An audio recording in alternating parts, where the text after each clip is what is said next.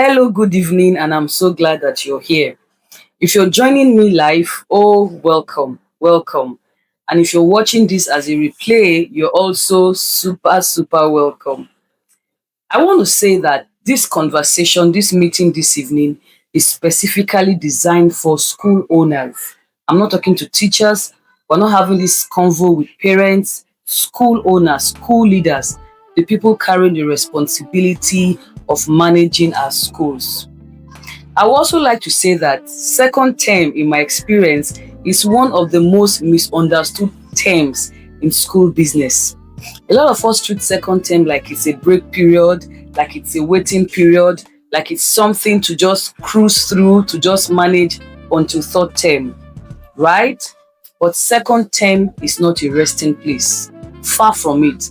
Second term, in my experience, is a decision term. I've seen it too many times. Schools don't just collapse loudly, right? We see it happen and say, oh, what happened to this school? No, they actually weaken quietly. And so that weakness usually starts in second term, between January and Easter. Now, let me get a bit personal. Before I ever became deeply involved in education as a practitioner, I used to be in the financial sector, right? And one thing that I noticed with the school owners that came to borrow to access loans at that time was that they struggled to meet their loan rentals, especially second term. They had rent issues, they had salary pressure, they had cash flow tension, a lot of issues. And this was not because the school wasn't doing well, but it was because second term, this term where we are now, exposes a lot of gaps. And so later, when I stepped into education fully as a practitioner and then as a regulator, both local and at international level, I became fully aware, or I clearly understood better what second term was about. Second term reveals for me what first term hid. First term, so much activity, so much noise, right? But second term is where your eyes will be opened. Before I proceed a bit about myself, my name is Dr. Shola Okonkolo, and I have been in this business for a while. I used to be a banker for over 25 years. I've worked in education, in international development, right? I've worked across industry. I used to also be the executive director of the Edo State Agency for Mass Education. I was there for a while. I've worked with schools, medium schools, low-income schools, the top-notch schools across Africa. I've worked in systems. I understand structure. So I think I'm in the best place to have this conversation with you. And more importantly, I'm also a school owner. So I sit where you sit. I feel what you feel, right? So for me, this is not theory, right? This is lived experiences I'm going to be sharing across the different lived experiences I have, right? I've worked with schools, and I can tell you for a fact that you go into schools right now, you see schools look like all is going well. Teachers are present, children are settled. There is a false sense of calmness. Yes, I'm sure you can notice that in your schools. But underneath that calmness, second term has already begun to damage things. As I speak to you right now, parents are already thinking, trying to ascertain whether they did not make a mistake by coming back. Staff are already getting relaxed. They're already checking what boundaries they can allow. Leadership is gradually going quiet. Leadership is gradually going quiet. And by third term, we're going to start seeing these things show up in a big way. So that's why this conversation matters.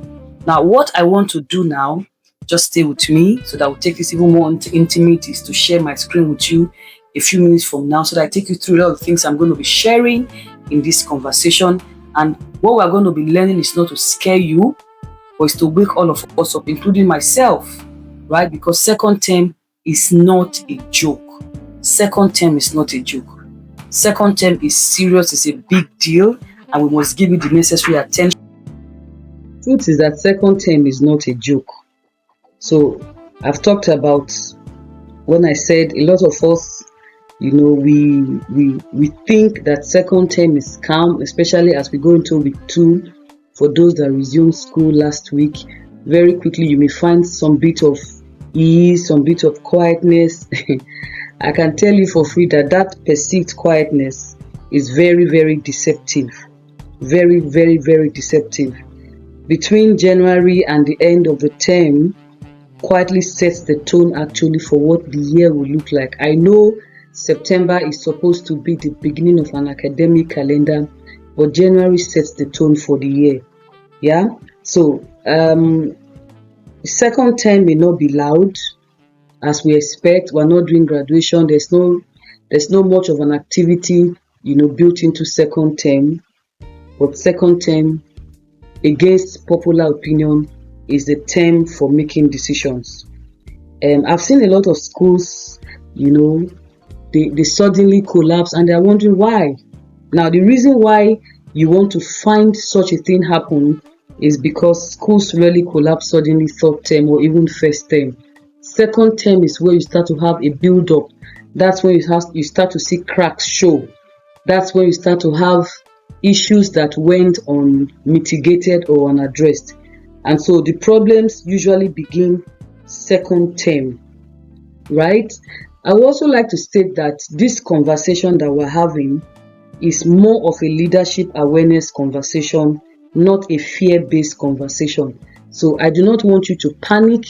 I do not want you to have fears. I do not want you to go into, I don't want you to get triggered, right? So just know that this conversation is all about us staying awake, staying aware, to let us know the things that we should take note of, that some of us may know them, maybe the more established schools may know them and we have gone complacent, like, it's not new. But I always say that nothing is too old to spoil. We see it every time.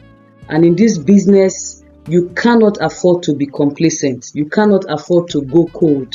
You cannot afford to take things for granted. I hope that makes some sense. Now, what are we going to be doing in this session? What I want to set the tone for this conversation, right? What are we going to be doing? First, I want you to relax because this is not to scare you.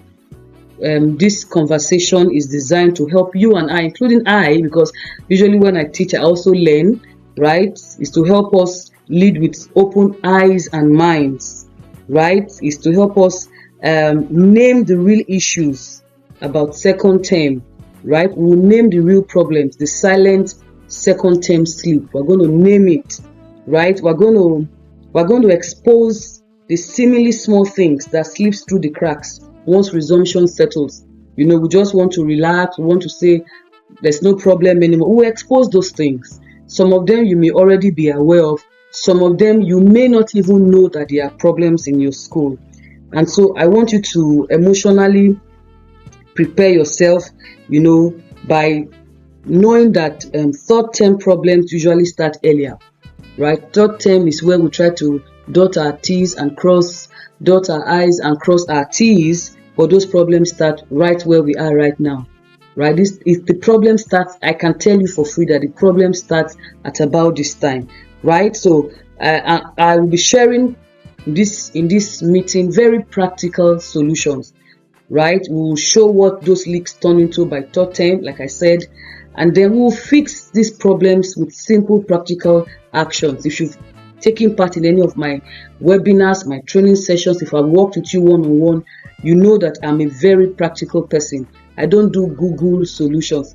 What will work for your peculiar situations, and we're going to share that. We're going to be so specific that we're going to provide solutions that are category specific. So if you're a school between 0 and say 3 to 5 years, we'll tell you what the challenge is in this webinar and we'll tell you how to mitigate them.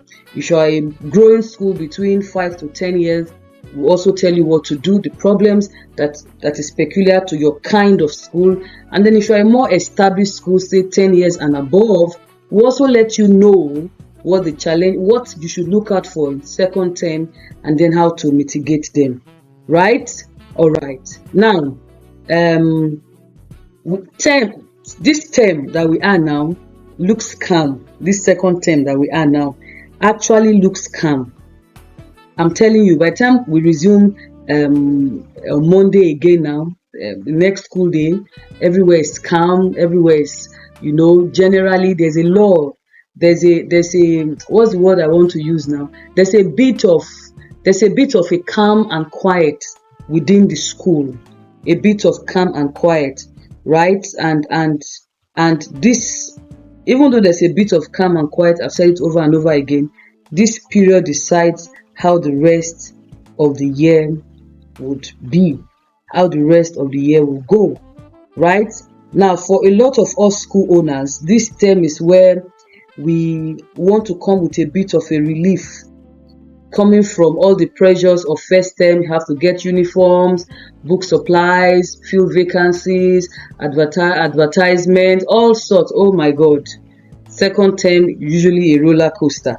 And so the calm that you find first term, usually a roller coaster. And so the calm that you find second term creates a false impression of stability. But I can tell you, within that stability hides a lot of danger. I had a meeting with my team, my leadership team, I think on Friday or Thursday last week, and we talked about having strategy sessions, understanding that second term is a decision term. Second term is where I see a lot of school owners struggle third term going into first term.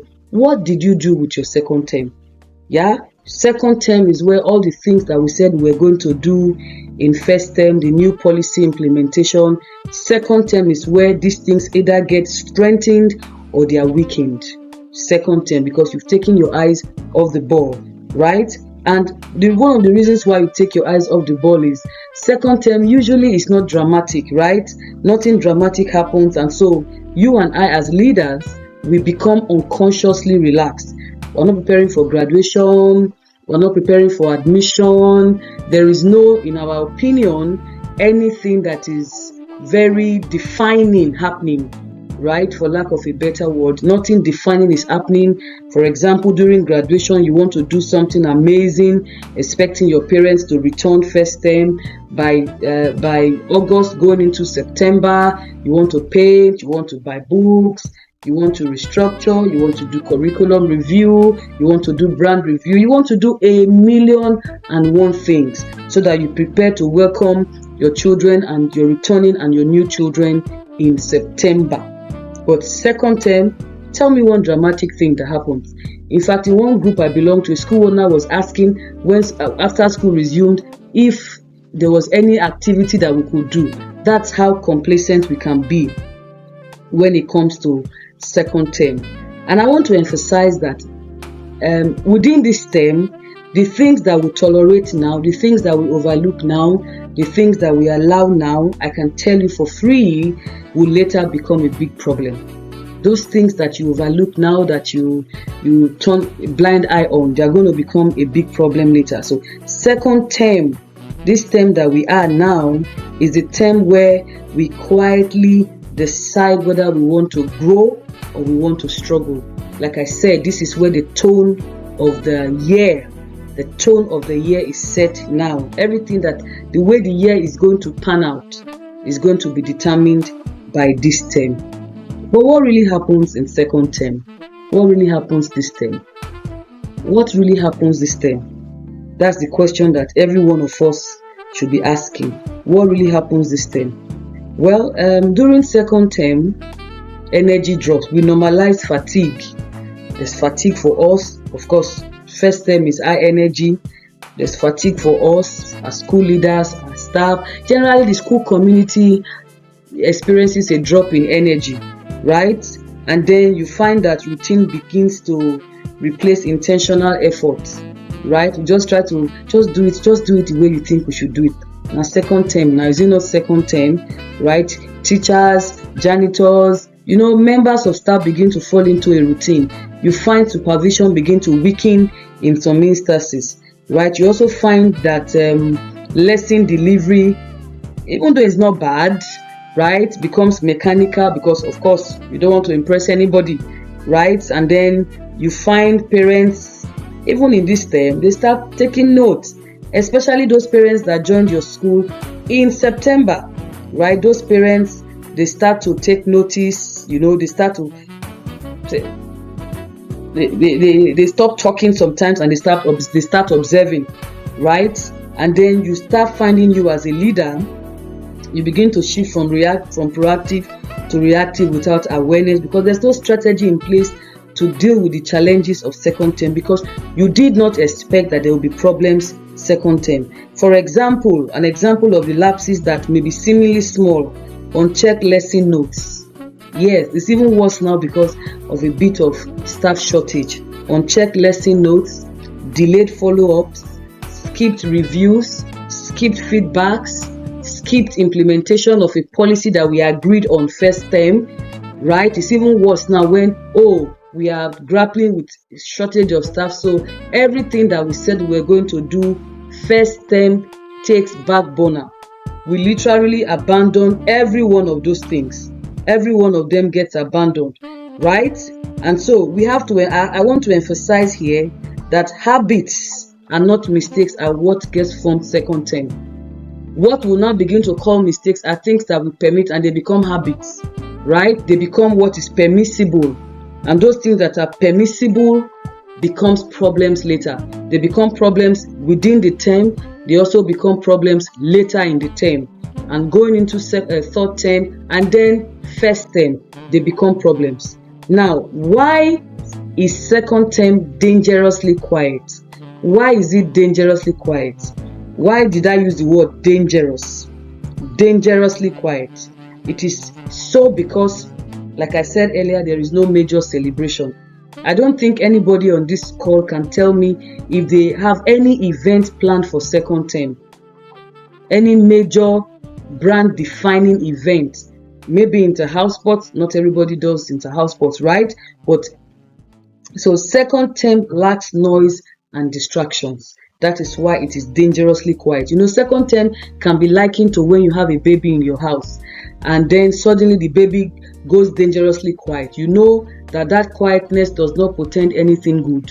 By the time you get there, you find maybe the baby has spilled oil or is doing something funny, right? So the calm and quiet of second term should be likened to the calm and quiet of a child, right? And so one of the things that makes second term quiet sometimes is there's reduced free conversations due to post-December recovery.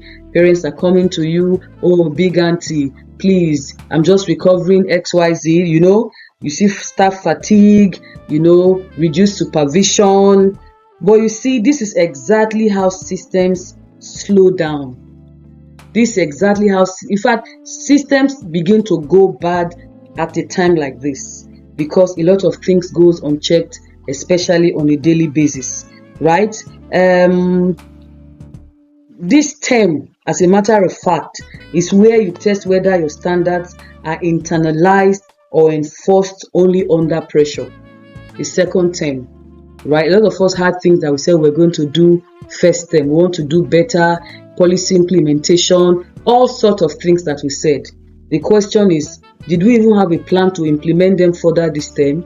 Have we not thrown all of them to the dustbin and assumed nothing can spoil right now? Right? So, you must also know that this is the reality and this is the things that you must look at, that you must take note of. We're going to look at the signs your school is going to sleep. Let's look at, I just try to squeeze this 11, but there's a lot. There are a lot of things that quietly go wrong when the school is asleep. Second term is where all of us go to sleep, right? That quietness. So what are the things that can go wrong or are presently beginning to go wrong? They start small. They look like it's nothing big. Let's look at lesson delivery. That's the first one. Especially when new teachers join your team. So they are trying to acclimatize. So lesson delivery becomes very mechanical. It's no longer hands-on. It's no longer child-centered. It's no longer playway method. It's no longer interactive, right? Another thing, monitoring is reduced once resumption happens and you settle in, and then you stop checking daily. Systems you don't check on a daily basis anymore. Financial control relaxes. How many of us, for example, had a budget for this term? How many of us had a budget meeting with our leaders, with our school leaders? But when you were going to do party, end of year party, you had a committee. When you were going to do graduation, you had a committee. So don't you think you should have a school support committee for second term? There should be a committee that should ensure that the school does not go to sleep. you find parent communication is reduced. I always say it, that the fact that parents are not complaining does not mean that they are happy. If you listen to me earlier, I said it's at this time that parents are quietly observing. They are quietly taking note and they are observing. Yes, they are observing you, they are taking notice. Believe me when I say the fact that parents are not complaining, you are not seeing any complaint in your communication book, does not mean that they are okay. Right? So it's at this time, even the parents too are also recovering from the post-muted season fatigue. So they are a bit quiet, but they are taking notice even though they are quiet. Right? So you also see staff begin to test your boundaries, especially when they realize that there's staff shortage. They want to know what you can allow and what you will not allow. Some of them want to test you whether if they misbehave, if you will fire them or not, knowing that you do not have staff. Right? Record keeping also becomes irregular. Academic pressure is softened. Leadership presence becomes absent. And when I talk about leadership presence, let me quickly emphasize this. I do not mean only physical leadership. There are a million and one ways for you to lead your team without being present. In leadership, we have leadership shadow. There are a million and one things that you can do to ensure that you are kept in the loop, even when you are not physically present in your school or in your business. Generally, review stops. We had a conference sometimes in July, August, where we talk about the Profitable Educators Conference, and that conference was tagged review, reset, and refocus, right? And we talked about review. So, and I remember talking about saying then during that conference that review is an ongoing process. Review is one of the reasons why you make better decisions. It is during review that you're able to innovate, right? It is during review that you're able to know what is working and what is not working. So because they say it in general parlance that you don't change a winning formula, but I can tell you do. Even if it is working, you review. Second term is where you should sit back and take a look at what your data is saying. And usually one of the things that go wrong second term is that we totally stop review. We stop reviewing everything that needs to be reviewed. We stop it, right? And so what the leaks I just mentioned now, what do they lead to? I mentioned 11. Depending on the peculiarity of your schools, there can be more. The moment you stop doing reviews, or the moment those 11 things start to happen in your school, you see systems. When lesson is mechanical, for example, children stop improving, parents start doubting your school. You see what can go wrong? When you stop monitoring, lazy habits begins to grow and becomes the normal. It becomes the new norm. This is how we do it here. When systems are not checked daily, small errors will become big lapses. Those seemingly small errors will become, big lapses. When there's relaxed financial control, you start finding leakages, frauds, confusion, cash flow stress. Please begin to know what I'm talking about now. When there's reduced parents' communication, rumors will fill the gap. I say it always that everything rises on communication. If there's reduced communication between the school and the parent, what will fill that communication gap is rumors. Trust begins to drop. When staff begins to shift your boundaries, you start to see disrespect. You start to see entitlement. You start to see laziness. I know, guys, I'm aware that there is a shortage of staff. I can tell you, it is not limited to education. So we must cure ourselves of the victim mentality that it is only in education that there's a shortage of employees. No, it's not. If you follow social media, there was a trend earlier in the year how when people were happy that their house helps returned, everybody's looking for staff. Lawyers, just go around. So we should not, and as I speak now, banks are looking for employees. I got a call the other day to say, do you have people that we can recruit? And even on top of that, the banks have not dropped their standards. So the moment you notice a shift in staff boundaries, you start seeing disrespect. So I'm trying to show you what those 11 leaks that I mentioned in the previous slide, what it looks like, what it will turn to if you ignore them, right? Softened academic pressure will produce weak results, weak confidence, weak performing children, of course, erosion of your brand as a school that is known for academic excellence. Irregular records will begin to show missing evidence, messy handover. Of course, you need records to make better decisions. So irregular or inconsistent records will lead to poor decisions, right? Complaints being ignored will lead to silent withdrawals and negative feedbacks or negative reviews. Thin leadership presence will lead to culture will weaken and staff will begin to misbehave. And when there is no review, for example, you keep repeating the same mistakes. My people say madness is doing the same thing and expecting a different result.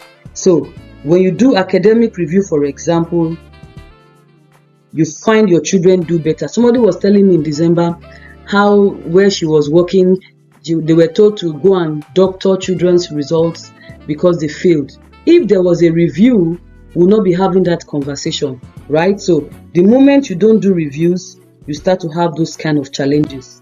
Those are the things that can go bad. Those are the things that can go bad if you ignore them in your school, right? Now, from what I just said in the previous slide, these are some signs that shows that your school is going to sleep. These are signs that show that your school is going to sleep. Yes, these are signs. Reduced follow-up with parents, weak internal communication, yeah, or misalignment or fewer alignment meetings. You can do virtual meetings. Little or no academic review, right? You see staff working without direction. There's no policy thrust. What do we intend? I had a meeting with my team before we and I set the tone for the term. This is what we aim to achieve. Have you had that conversation? Right? That is what will define the direction of the school that year. So second term, like I said, is more of a strategy term, not a sleeping term. Write that down. Strategy term, not a sleeping term. Right? Now, I want to reassure you that noticing these signs early is strength for you. So don't panic. A lot of you, this has been going on for so long. No. Discovering these things as you do a review of your school this term, as you have strategy sessions, right? For those of you bringing consultant, this is what your consultant is supposed to be doing for you. Have a sit down with you, stray your system, and decide where the school should be going to this year. We cannot repeat the same mistake of last year. There must be a strategy thrust for the year. There must be what we intend to achieve for the year. What will this lead to? The moment we do what I just said, the moment we identify the signs that our school is going to sleep, the moment a school begins to go to sleep, rather, you see drop in student retention by third term. Let me quickly say this. Gone are the days where we will say, parents cannot change school. We've seen it over and over again that parents can change school at any time within the school year. Yeah? And so, these signs will lead to low staff morale when there is no direction, when you are reactive, when you are giving instruction on the spot. These are conversations we're supposed to have before we resume. Of course, you cannot have all your teachers not resume. The ones on ground, these are the conversations we are supposed to be having, right? Of course, second term is where we also have weak visibility. How many schools do advertisement second term?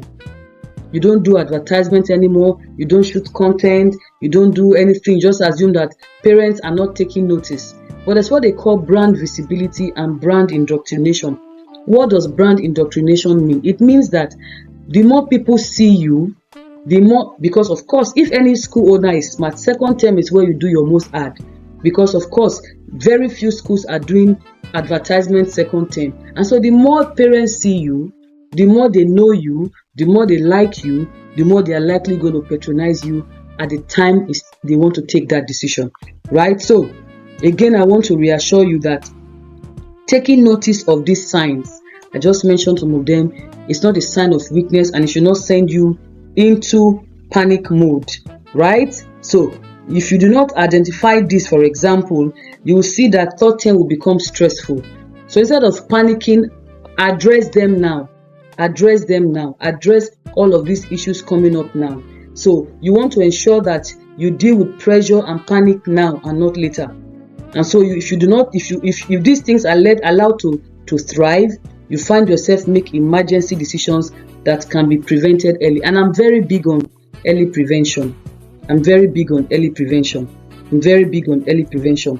So let's look at why schools fail to see it early. Why do schools fail to see it early? Right? You hear, oh, I did not know, doctor. I did not know Dr. Shola. I wish I had known Dr. Shola. I wish I had known Dr. Shola. Why do schools not know early? Why? Schools do not know early because a lot of us, maybe we've been in this business for a while, and so many of us school owners, we miss the warning signs. Not because we are careless, but because in most cases they look okay. And that's the gospel truth. In most cases, they look okay, because why wouldn't they look okay? Children are still coming to school, so nothing feels urgent. Fees, even though some parents may come and say, let me pay twice, let me pay 3 times, fees are still coming even a bit slowly, which gives a false sense of stability, right? And so there's no visible chaos, there's no loud alarm, you are not having crisis meetings, so you fail to see these signs. And so, because second term problems are quiet problems, that's why you fail to see the signs. And so, by the time these issues become loud, the damage has already been done. By the time that parent who did not complain, but you were not present enough to notice the non-verbal communication of that parent, things have already gone bad. And so, the purpose of this conversation is to re-emphasize early awareness, early detection, early monitoring to save stress, to save money, and to save reputation. Early detection will save stress, will save us from reputation. I want us to look at the different categories of schools and the pressure points they should take note of this second term, right? The different categories of schools. We can't lump all of us on this call in one basket. There are schools that have been around for a while on this call. There are schools that are newly minted schools, Ororo schools. They were just newly born. Some of them were born last term. Some of them are under 3. Some of them are under 5. So we're going to look at the different schools and different pressure points. And so you know the category you fall into. For example, like I said earlier, the challenges of second term does not affect all schools the same way. That's the gospel truth, right? So for new schools, for example, the pressure for you is survival, credibility, and building trust. So your pressure point as a new school is you want to even remain in business. You want to survive. You will not have the numbers to keep you afloat, right? And then parents are also getting to know you. They came in September. They want to know if your brand is worth continuing with. They want to know if you are credible. You are trying to build trust. Now, for growing school, the pressure is to maintain momentum and not be stagnant. You don't want to be stagnant. You want to see how you can keep doing the things that you have done well. And then for the more established schools, these are the people that have a lot more risk to stand, right? At this point, you get more complacent, you get more comfortable. I've been in the game for a while, so things are just routine for you, right? But I want to emphasize that second term tests leadership maturity at every stage. Second term tests leadership maturity at every stage, right? So we're going to go deeper into these categories. The purpose is to help us, honestly locate ourselves in our category, and then we'll look at the solutions that match our own schools, our peculiar category. We'll do nothing about assumption on this call. Like I said, we are going to be very practical. We're going to be very, very practical. Before we go into the different categories of schools, remember I said earlier that second term is a strategic term. Second term is a strategic term. And so, what are strategic schools doing differently? Those schools that get it. What are they doing this term? I want to clarify that a strategic school does not mean that the school is perfect. Let me quickly say this. For those who think that this school business is going to be problem-free, there is no stage in this school business that is going to be problem-free. You need to disabuse yourself of the thought that I have this problem because I am a young school, or I have this problem because I am a growing school, or I have this problem because I'm an older school. A school is like a living being. The challenges will always be there. The challenges are part of what makes it a school. In fact, the challenges are what brings about innovation. The moment you stop having challenges as a school, I can tell you for free that you're likely going to go to sleep. And I've said it countless times that nothing is too old to go bad. Nothing is too established that it cannot spoil. Nothing is too big that it cannot fall. So when you have that at the back of your mind, you know that the fact that I'm using the word strategic school does not mean they are perfect schools, right? So strategic schools don't assume that things are fine. They review instead of assuming. They review so much. We're going to share that. They keep reviewing. They're reviewing data. In fact, if you know what you are doing, you ought to call for your admission record from first term and sit and do a review. What is that data telling you? That data is speaking. Those that you admitted first term into your school, one of the things you should be reviewing is, where did they come from? What class did we admit the most? What class did we lose children the most? What class did we retain students the most? Why are our teachers returning? Why didn't they return? What is the impact of the policy implementation first term on second term? So you see why I said second term is not a quiet term. It's a term for review, strategic review. That is what strategic schools are doing differently. They are reviewing policies. They are reviewing the impact of policies on their school. They are reviewing the impact of admission. They are reviewing everything. They are reviewing their financial records, right? They are re-strategizing instead of relaxing.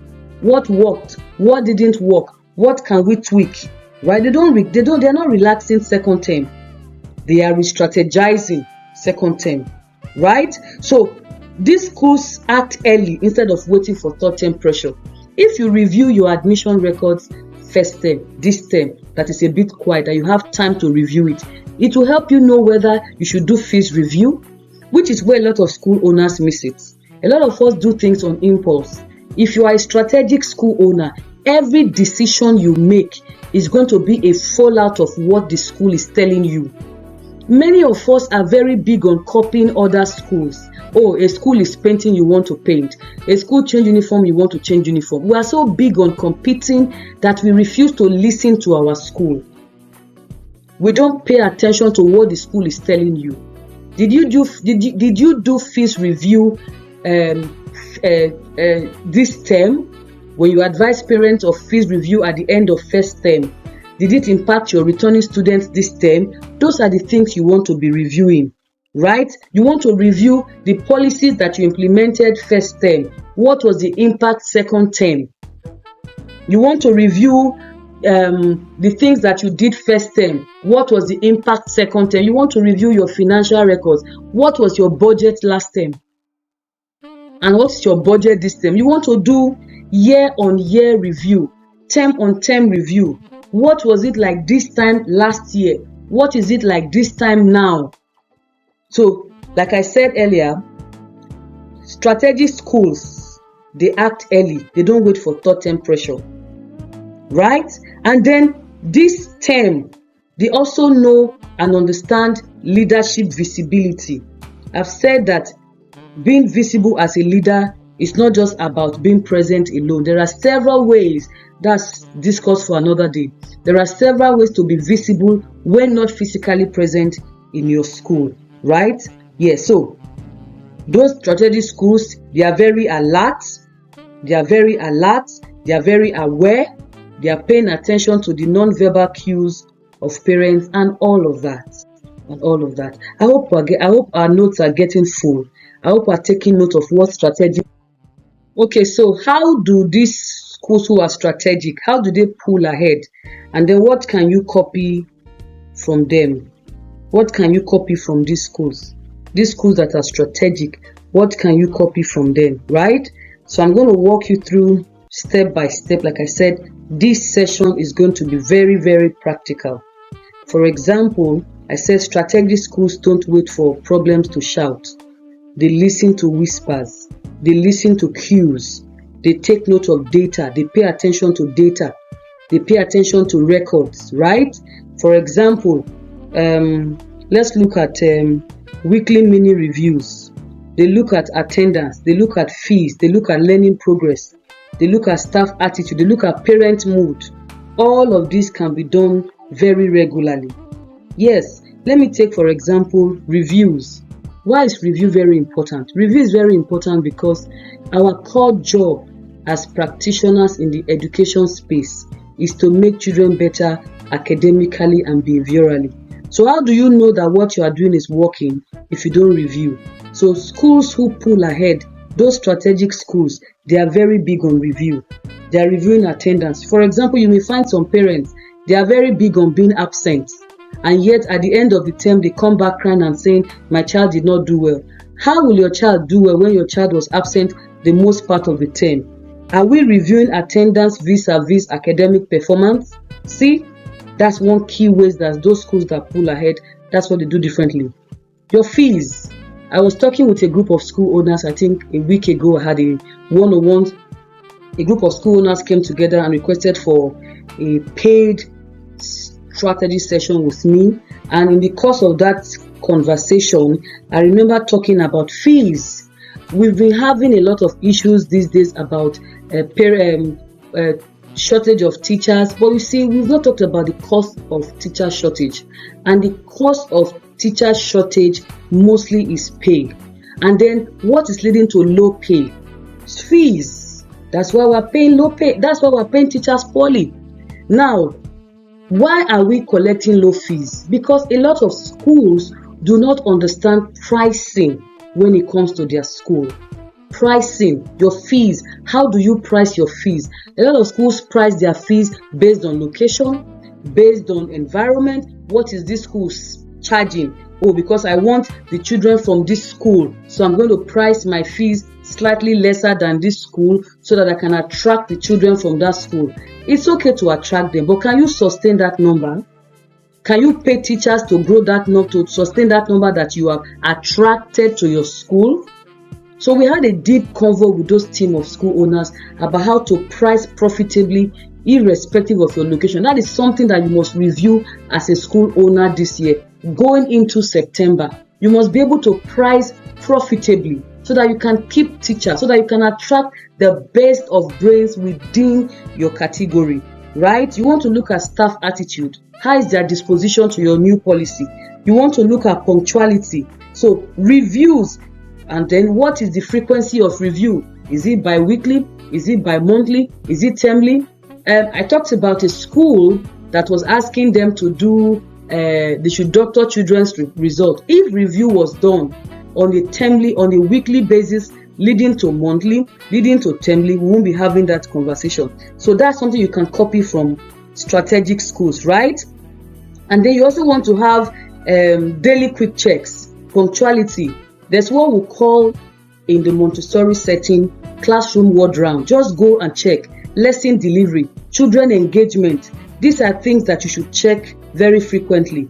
And then you also have to state clear non-negotiables. What are your clear non-negotiables? Resumption time, right? Duty posts, record keeping. For those that do lesson notes, supervisions, all these are non-negotiables. I'm emphasizing this because a lot of schools are going to relax on this as a result of the absence of enough teachers. I've said it and I'll say it again. Challenges are an integral part of life.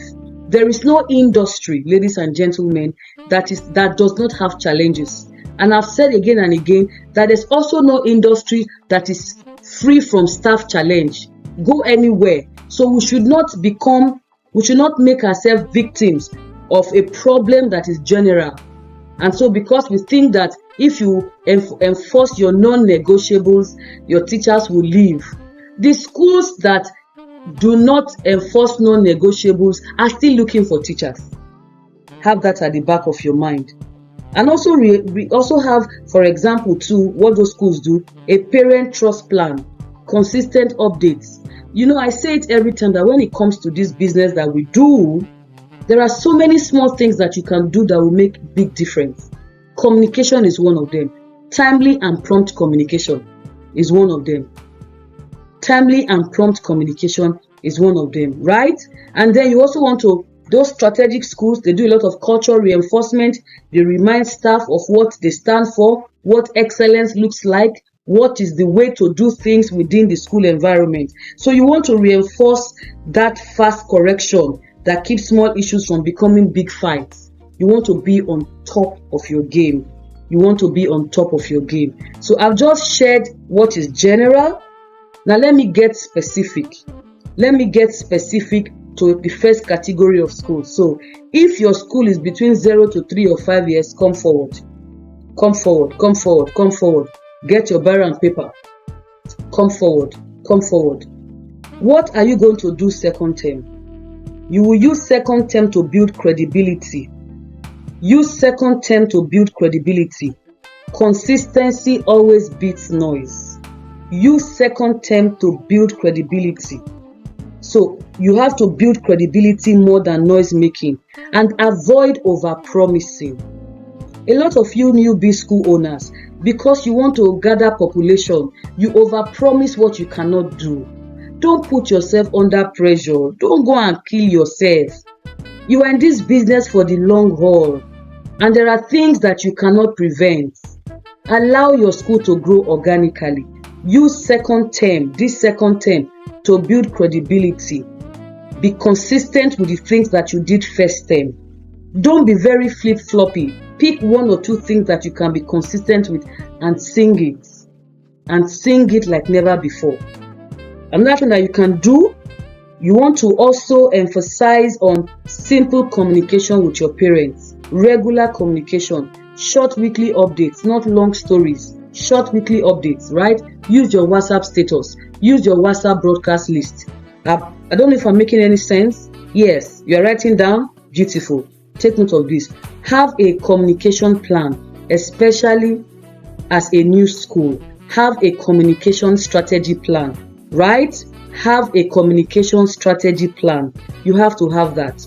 Is it bi-weekly? Is it monthly? Is it weekly? How do you want to communicate? Is there a central communication point that you want to manage yourself? Do you want to be directly involved in parent interaction?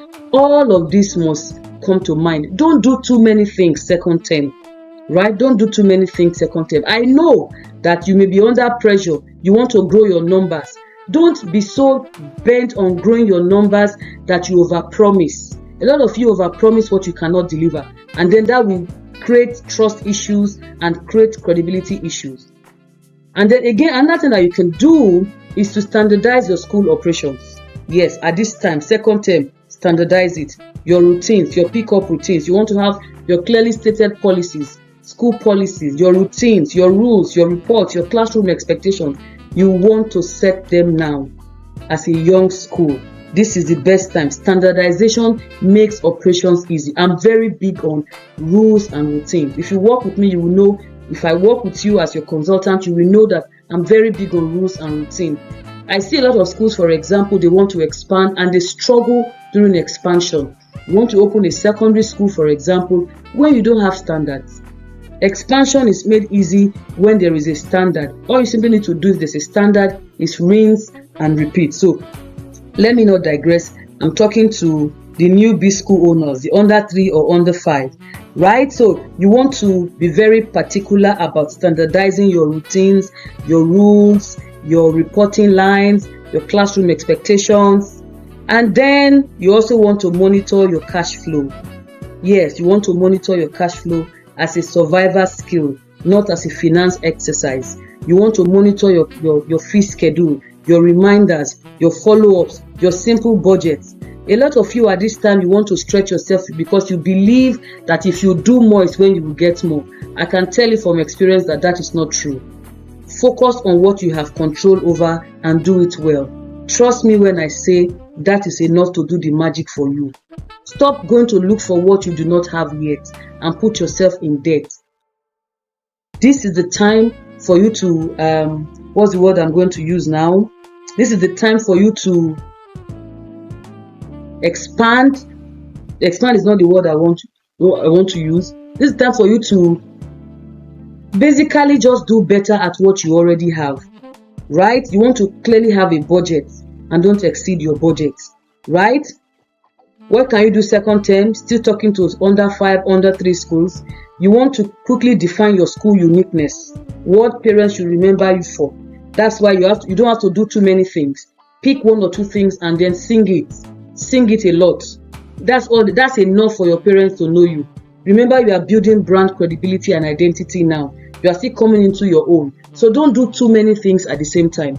Find one thing that you want to be known for and begin to build on that thing. Build everything about your school.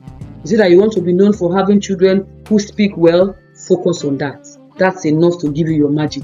Children who dress well, focus on that. Children who write well, focus on that. Children who love to play, who are very confident, by all means focus on that, right? And then you also want to protect your learning quality. Lesson delivery must not be mechanical. You want to also be visible now. As a leader, this is the time that leadership visibility is very important, because the parents are supposed to be able to anchor your brand on something. I'll say it again. Your parents should be able to anchor your brand on something. And at this time, you want to be the person that I'm trying to find the word, that they narrow down on. When they think of your school, they see you. You want to be very visible at this point. So you don't want to hide second term. I don't want them to see me. Remember I said, for every category of schools, we are going to share what they can do. So this is a lot of things that you can do for, and so many more that you can also, get to know later. For schools that are under 5 or under 3, right? You want to be visible. You want to be presently present. You are new. They don't know you before. They've never interacted with you before. Some of these parents are coming from other schools and they have expectations. So at this time, you become the unique selling point of your school. At this time, you become the unique selling point of your school. Okay, so let's talk about the next category of schools. I hope you could hear me. I think something happened to my mic. So, the next category of schools. Look at what schools between 4 to 10 years can do second term. Right? Second term. If your age is between 4 years to 10 years, come forward. Okay, those who are 0 to 5 or 0 to 3, you can go back. We are done with you. You can go back. The school between 4 to 10 years, come forward. We have your solution. Now, one of the things that you must know is, as a school in this category, is that you must acknowledge that growth brings complexity, not ease. Right? They used to say to me in my place that be careful what you wish for. Right? That's why I said in this business, there's never a time you can say uhuru. The concept of a stable school, in my opinion, is a mirage, because the problem that would bedevil a young school is different from the problem that would bedevil a growing school. Also different from the problem that an established school will have. But believe me when I say every category of school will have their own problem. A school is like a child. You have illnesses that attack children that have nothing on adults, and you have sicknesses that adults have that children don't have, and then you have sicknesses that the older people have that the middle-aged people do not bother about. For example, arthritis is if you are not in your 50s, 60s, 70s, except something is wrong, you have no business with such a challenge. We have such too with schools. So you must know that at this stage of your school, growth brings complexity. Growth brings challenges. It doesn't bring ease. Yes, we may be making more money now, but with that more money comes equally corresponding challenges and problems. So, what are you going to do as solution this second term? You want to have honest review of your retention numbers and exit patterns. Again, I will say so. Your retention numbers and exit patterns. What do I mean by this? Who came back? Who left? How did they leave? Where did they leave to? What category left? What age bracket left? I talked about record and data earlier. This is where it comes to play for the growing school, the 4 to 10 years old schools, right? At this time too, you want to strengthen your teacher supervision as your school expands. You want to fix weak systems. You want to fix your records. This is the time that you should be talking about technology. If you are a school in this category and you are still doing brick and mortar, then you are not growing. This is the time you want to be very tech inclined. If you are a school in this category, you have to do a lot of tech. And I can tell you for free that there are a lot of low budget, highly effective tech tools that you can use. So you want to track your fees now. You want to track your daily rosters. You want to track your communication flow at this time, second term. If you are a school in this category, you want to fix weak systems before they multiply. Weak systems, you want to fix them. You want to fix them before they multiply. This is the time to, just like the under 0 to 5, you also want to be visible. Visible as a leader, visible across spaces, right? Growing schools must not disappear second term. Your school must not disappear second term. So you must emphasize culture reminders so that your staff do not drift. Like I always say, nothing is too big to spoil. So you want to do a lot of culture reinforcement, culture mantras, culture talkbacks, culture rewarding, right? Culture, what do you stand for? You want to warn against relaxed financial control as a common goat trap. Yes, now you have parents who have been with you for a while, so they want to make some offers. Big auntie, can I pay twice? Can I pay 3 times? Can Mrs. Delomi help me to pay? You trust me enough to say she will pay, and so you don't check. This is the time you want to go through your financials. Second term, you want to go through your bank statement. You want to do what we call in banking call over. Again, I will highly recommend schools of this category should have an external auditor if you cannot afford an internal one. Someone that comes into your system very regularly, looks at your books with an external unbiased eye. It's going to do you a lot of good. Trust me when I say so. One of the problems that a lot of schools have is that schools don't audit. I think I have a book on that. Right, we're going to share that book at the end of this training. I have a book on that, school audit, how you can audit your school on your own, the things to look out for. We'll drop the link in the group after this webinar. You can go there and check it. A book that will help you audit. In fact, key part of your school between 4 to 10 years old is school audit. You have to audit your school. And for those who cannot afford to bring I actually even recommend that you audit your school yourself. What should you be looking at for across the various key points or pain points in your school? You want to do an audit of that. So for that I think that makes sense for the schools that are growing between 4 to 10 years old. Now let's talk to our Epa and Mamas then. Our Kaigbezi, people who are older. Sorry, I'm speaking Benin. Yeah, I'm married to an Edo person, so you may want to get some of those vernacular in my conversations. Pardon me if you know what I'm talking about. When I say Epa, I'm talking about old people, advanced people. So if you are in this category, your school is 10 years and above, you are perceived to be an established school. There is a danger. Comfort is dangerous. You want to say, we have always done it like this. It's not strategy.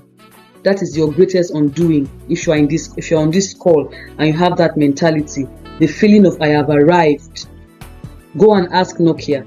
Go and ask BlackBerry. Go and ask Panasonic. In this game that we play, overtaking is allowed. And I tell you the truth, a lot of young people are coming to education space with fire in their bones. So if you snooze, you lose. If you snooze, you lose for a more established and old school. If you snooze, you lose. So you cannot afford to be complacent. And so you want to intentionally reconnect with your parents in this category. And I can tell you it's going to make a big difference. When leadership comes down to parent level, they don't see you regularly. Now they see you, oh wow, big auntie. Yeah, leadership in this category must be seen and felt. You don't have to be physically present. Again, I said there are 1,000,001 ways you can be present and not be present. And your parents will know that you are present. 1,000,001 ways, right? So you want to retrain and re-energize your staff. You want to refresh standard. You want to refresh your SOP. You want to review your policies that is contemporary. You want to review your mindset, your lesson delivery. Please, please, please, you will do yourself a lot of good by curing yourself of the mentality that I am too big to fail. Nobody is too big to fail. Nobody is too big to fail. Let me tell you, I worked in First Bank, one of the banks that I worked, and the things I saw in First Bank, a bank of 150 years, is that bank understands brand relevance. First Bank understands brand relevance. Brand relevance. You must understand that visibility is key to you now. You want to use your legacy as a sales point. You want to tell us that you've been around. So you want to be all over the place. Don't get complacent and say, I'm already known. Look, people want your share of the market. For every school that opens, they are coming for your share of the market. So complacency and false sense of security is going to be your undoing. So you want to review your leadership and brand relevance second term. You want to encourage visibility improvement to signal growth and evolution. You want to be visible. You want to talk about your school more. And then you want to also do a lot of daily monitoring. So I've talked about the young school, the middle school, and the growing school and the established school. Put yourself in any of this category and then begin to take action. As I wrap up, I want us to look at very quickly a strategic leadership checklist that will help you as a leader to be able to implement the things we said so much, right? So what are the things you want to look at as checklists that wants to help you? And I'm very big on doing it weekly. See, I'm emphasizing weekly because the term does not just end suddenly.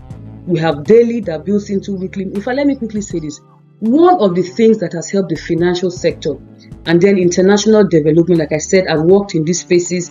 I've worked in international development across Africa, Rwanda, Tunisia, Malawi, Morocco, Yemen, I've provided consulting services for them, especially for marginalized communities. I said I've worked in government as a public servant. I was a pioneer executive director of the Edo State Agency for Mass Education. I've worked in the financial sector. So I've led teams across industries. But I can tell you for a fact, what has helped a lot of these industries is that they are very granular about their management, about their leadership. What do I mean by being granular? For example, they take it from daily. In my days as a banker, we had what we call early morning sessions. Yes, early morning sessions where you tell your supervisor what you did yesterday. They were that granular about reviews. They also have the weekly sessions where you tell what you have done on a weekly basis. And then there is the termly session. There is the monthly session. Yes, there's a monthly session. So what you did daily, we accumulate into what you do weekly. What you do weekly is reviewed, accumulate into what you do monthly. What you do monthly is also reviewed, that also flows into what you do quarterly. In the case of the financial sector, the same for international development. You have to show what is the impact of a policy, what is the impact of an intervention. So we're going to share the same thing for us as leaders in the edu space. I'm saying this because you must begin to think as a global leader in your space. You have to stop thinking as if you are the victim. I see that a lot with school owners. There's this victim mentality, and then there's this wrong narrative that school is a ministry. So because it's a ministry, there should be no standards. Because it's a ministry, there should be no processes, there should be no organization, there should be no structure. Come on. We can't run our schools like that. This is a new year, and we cannot do things the same and expect a different result. My people call that madness 101. So back to strategic leadership checklist.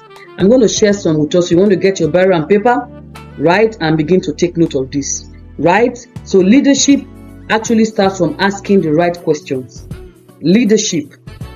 You have to know what you are looking for. You have to know what you are searching as a leader before you can start make any kind of decision, right? So I want to encourage you to reflect honestly and not defensively. So you want to review how visible you are as a leader this week. You want to review whether you are communicating clearly with your parents, not only when there is trouble. You want to elicit feedbacks. I'm very big on this. You want to feel the pulse of your parents, of your staff, Are we building trust daily through consistency and responsiveness? You want to ask. Are our systems working, or are we just managing them? Do we have financial control relaxed? These are the things you're checking. Is lesson delivery still alive, or has it become mechanized or mechanical rather? Am I leading or reacting? Right? So you want to have a checklist, your financial checklist, your class attendance checklist. We're going to share some of that in the group after this. We're going to share a list, a document. Please take note, Mrs. Ebosetale, on this call. We're going to share a checklist, right? On a full checklist, what you are going to check in details that may not fit into this webinar, right? So checks are very important. Systems checks as a leadership tool is so important, not as an admin body. So you have to check. You have to note financial control lapses, right? Those alerts that you got, did you review them? As alerts are coming in, this is the era of fake alerts. For those who do not know, there's so much fake alert now. Do you call over your bank statement? Do you take your time to do so? Do you confirm that the money got into your account? Are you working on audio alerts? So that's your checklist, right? You also want to check your leadership style. We have a course that we teach on being an intentional school leader. Not a very expensive course that you can take that can help you become a better leader.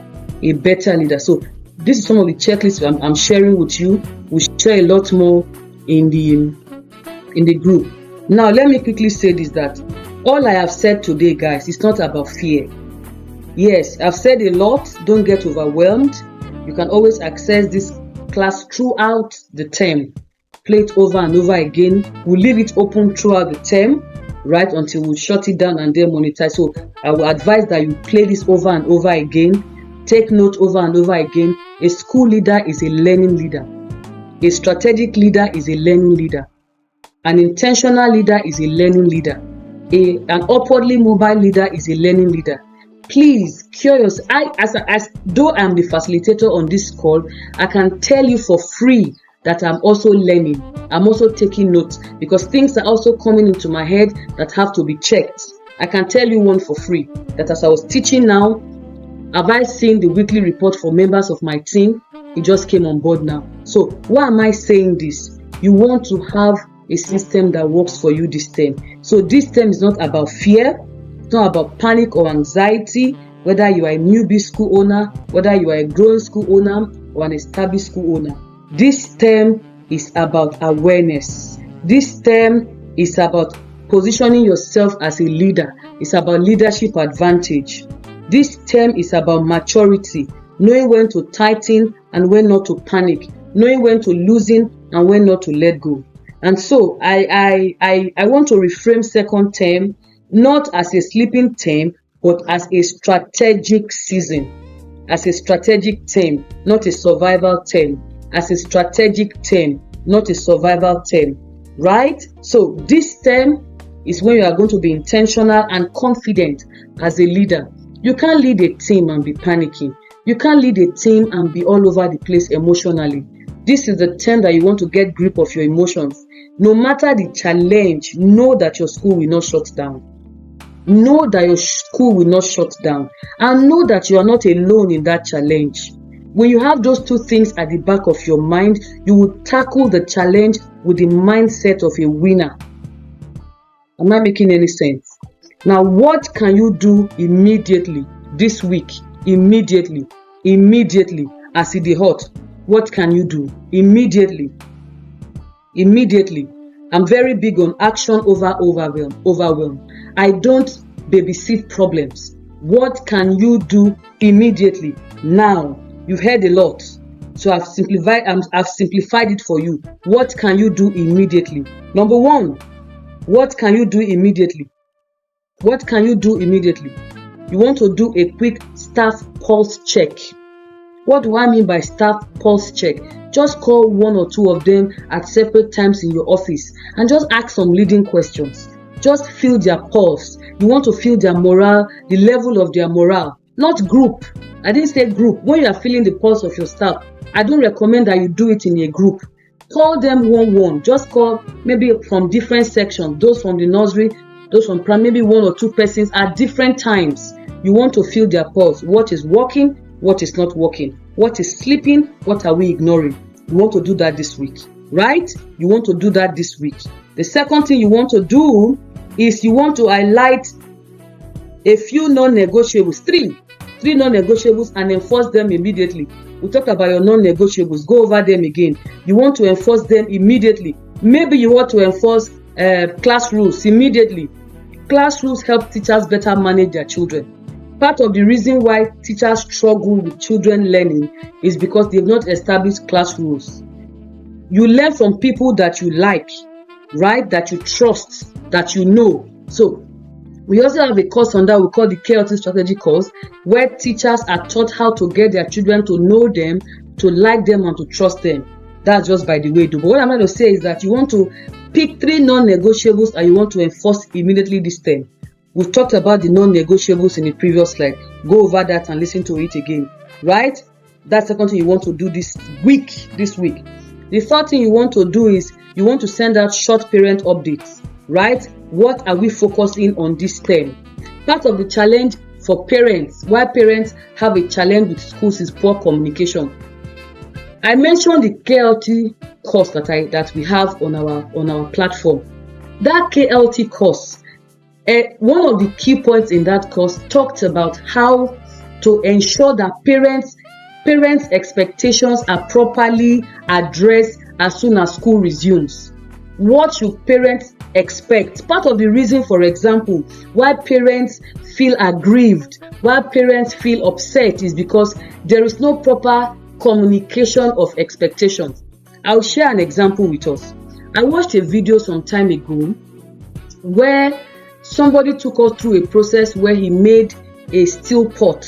He took us through that process and then now asked us what we think that pot should cost. Of course, we began to call very big figures, right? Because he has taken us through the process.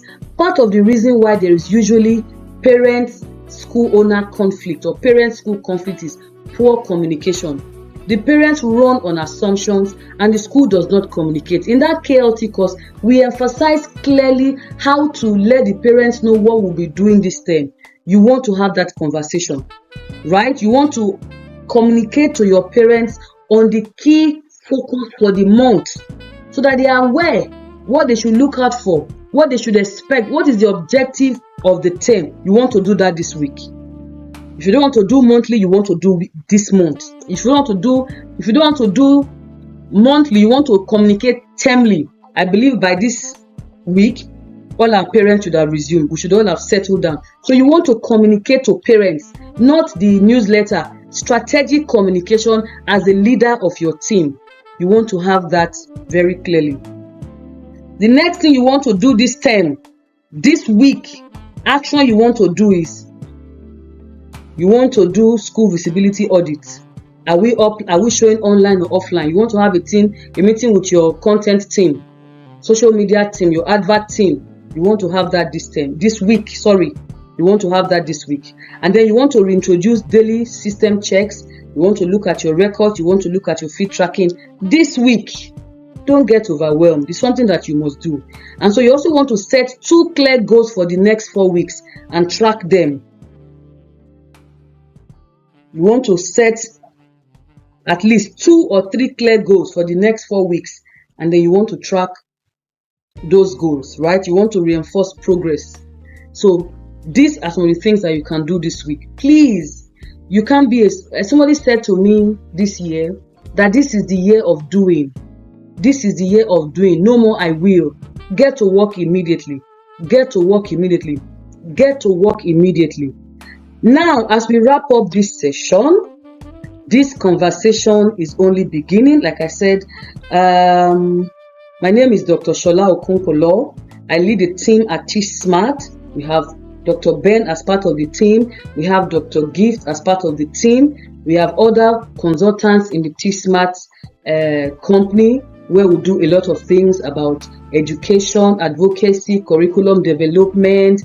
In fact, we just work with a school where we help them restructure their online school, which is one of the ways you can mitigate teacher shortage. Yes, hybrid school is one of the easiest ways to mitigate staff shortage, especially at the primary and the post-primary level. So this conversation is just beginning. Second term is a turning point, guys. Second term is a turning point. I'm sure you agree with me.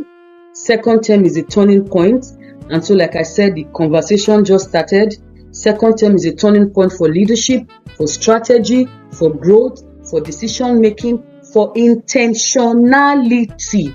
Second term, right? So, I